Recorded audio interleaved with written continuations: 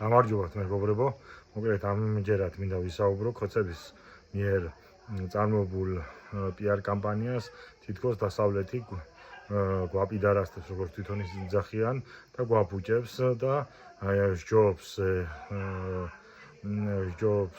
ვიზო მიმოსვლა დავკარგოთ ვიდრე ქართველმა კაცმა დაკარგოს ღირსება და გაპიდარასტეს.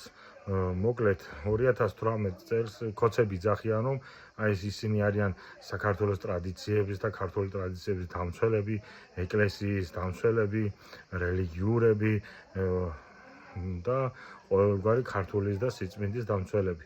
2018 წელს სალომე ზურაბიშვილი დააყენეს საპრეზიდენტო კანდიდატად კგბ-ს და რუსეთის დიდი ეჭვია რომ კგბ-ს და რუსეთის მოთხოვნით და განვიხილოთ ეს кейსი.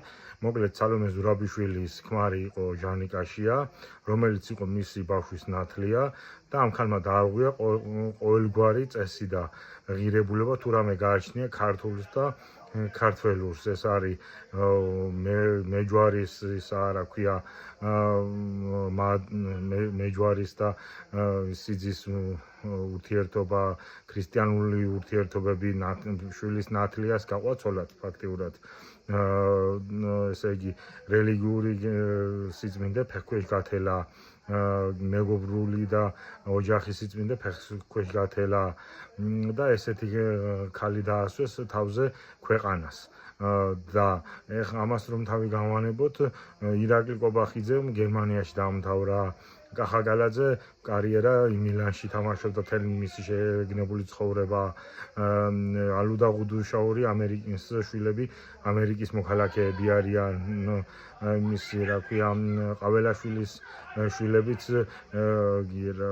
ევროპაში არიან დაბადებული და კარიერა იქ გააიკეთეს. ვიქტორ სანიგძეს საკალათბურთო კარიერა ევროპაში იყო და თუ ასეთი ცუდია და აპიდარასტებს ევროპა და დასავლეთი რატო არიან იქ, რატო მიიღეს განათლება, ან თუ მიიღეს ესე და ევროპა ამას თხოვდნენ, ესე იგი რა გამოდის რომ ისინიც ესეთები გახდნენ? იფიქრე ქოცო და ხალხო ნუ დაუჯერებთ ამ ნარატივს. გამოიწერეთ იდეატები.